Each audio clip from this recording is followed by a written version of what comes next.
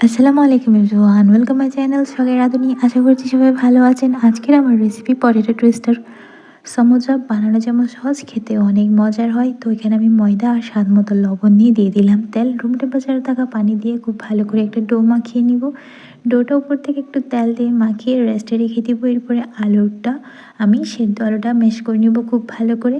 এরপর এখানে দিয়ে দিব জিরা গুঁড়া, গরম মশলা গুঁড়া, স্বাদ মতো লবণ, মরিচ গুঁড়া আর 1.5 চামচ কর্নফ্লাওয়ার দিয়ে এটা খুব ভালো করে মাখিয়ে নিব। ঝালটা যে যেমন খান তেমন দিতে হবে। ভালো করে মাখিয়ে নেওয়ার পরে এবার আমি রেডি করা ডোটা নিয়ে নিব।